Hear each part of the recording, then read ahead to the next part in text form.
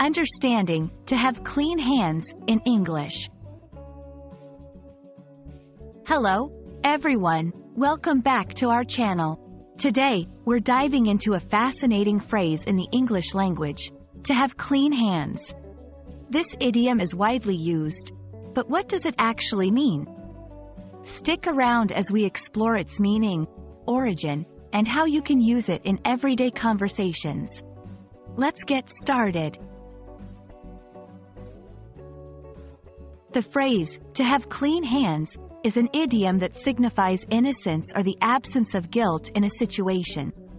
When someone says they have clean hands, they're asserting that they haven't done anything wrong or unethical in a particular circumstance.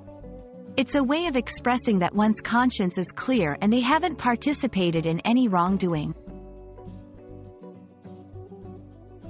While the exact origin of "to have clean hands" might be hard to pinpoint, it's deeply rooted in legal and biblical contexts. In legal terms, having clean hands is often a prerequisite for seeking justice or relief in court, implying that one must not be at fault or have engaged in bad faith actions. Biblically, it symbolizes purity and moral integrity. Over time, this phrase has transcended its formal origins to become a common expression in everyday English, conveying a sense of ethical clarity and innocence. To have clean hands can be used in various contexts, from casual discussions to formal debates. Here's how you might incorporate it into conversation. In defense, I assure you, I have clean hands in this matter. I was nowhere near the place when the incident happened. In argument, how can you accuse me of such a thing? I have clean hands.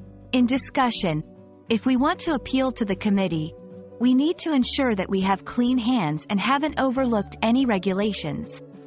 It's a versatile phrase that can add depth to your expressions, especially when discussing matters of responsibility, ethics, or innocence.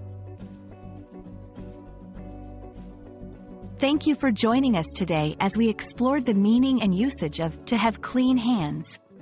We hope this video has shed light on this intriguing phrase and inspired you to use it in your own English conversations.